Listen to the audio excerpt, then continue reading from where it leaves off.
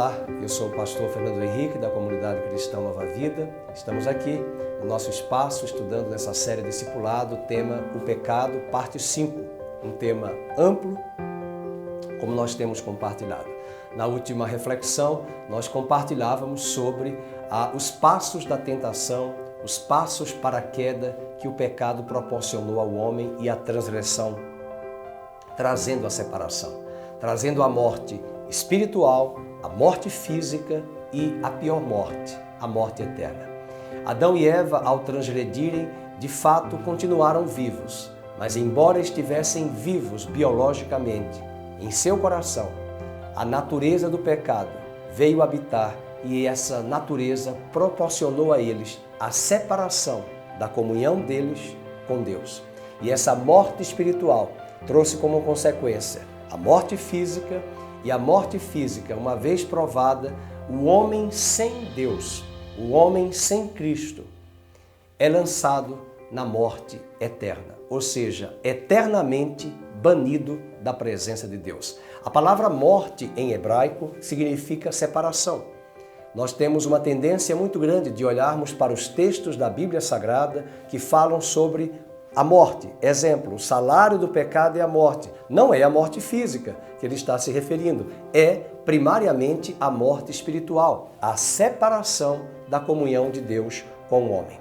Em Gênesis capítulo 3, após a transgressão de Adão e Eva, Deus diz para Adão, Deus procura este homem, procura o casal e pergunta a ele: Adão, onde estás? E ele responde: tive medo e me escondi. Veja o sentimento de culpa, veja o sentimento de condenação, veja o sentimento de separação e o verdadeiro hiato instalado entre Deus e o homem mediante a transgressão e a queda. E quais seriam as consequências do pecado, da natureza do pecado no mundo, no campo universal e principalmente em relação ao homem? Nós temos uma ação, primeiro, na personalidade humana. Quantas mazelas, quantas doenças emocionais atingem o nosso coração em função do pecado. A culpa, a condenação. Há pessoas que chegam até a afundar em depressão, num sentimento de culpa por não conseguirem se desvencilhar de seus próprios erros, de suas próprias práticas e não encontrar o escape, não sabendo elas que em Cristo nossos pecados são perdoados. Portanto, a personalidade humana ela é atingida drasticamente com as suas marcas, com as suas mazelas, com as suas com os tentáculos da natureza adâmica, promovendo no coração do homem ódio, mágoa, inveja, falta de perdão, angústia.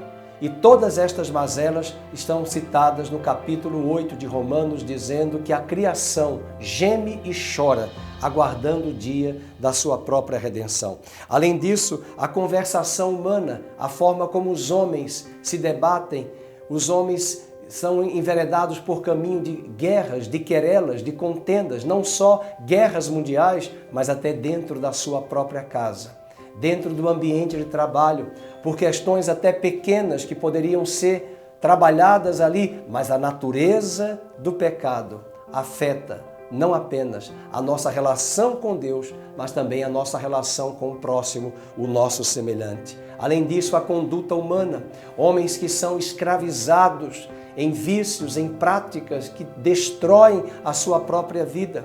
Quantos de nós conhecemos pessoas no mundo de Hollywood, dos artistas, no mundo inteiro, artistas conhecidos, famosos, que foram destruídos na flor da sua juventude por áreas de prisão, de prisões, em detrimento do pecado, dessa natureza, que não conseguimos se desvencilhar em função de uma prisão. E além disso, a nossa espiritualidade humana é também afetada. Esta é a razão pela qual o homem tem a necessidade de se aproximar de Deus tateando, buscando tocar em objetos, porque Deus é espírito.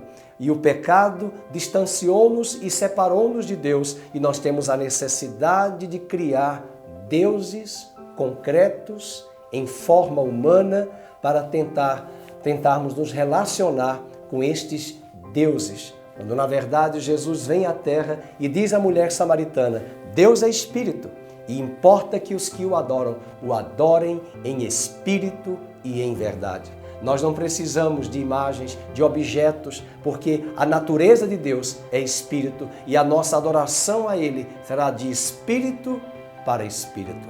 Mas se esse espírito humano está no pecado, somente quando esse espírito é recriado, nascido de novo em Cristo Jesus, é que esse homem consegue de fato ter uma relação com Deus reativada mediante a obra salvífica de Cristo Jesus. Por isso, estas são as consequências da ação do pecado, não apenas na personalidade humana, na relação do homem também com o seu semelhante, mas ainda na conduta humana, nas ações humanas, onde esse homem se encontra escravo dos seus próprios apetites. E o pior, a espiritualidade humana. O homem se torna como uma lâmpada apagada por conta do pecado. Mas Provérbios diz que a lâmpada do homem é o espírito. Essa parte do ser humano, o espírito humano, é vivificado, igual uma lâmpada que pode ser acesa agora, que estava morta, apagada. Imediatamente, essa lâmpada é ativada, assim também o nosso espírito recriado é reativado e nós podemos voltar a ter a comunhão com Deus mediante a nossa entrega da nossa vida a Cristo Jesus. Deus abençoe a sua vida. Finaliza esse estudo falando: Ele vos vivificou, Efésios 2:1. Numa outra versão, Ele vos deu vida, estando vós outrora mortos em vossos delitos e em vossos pecados. Até breve, bom tê-la conosco nesse estudo. Até lá, na nossa série Discipulado.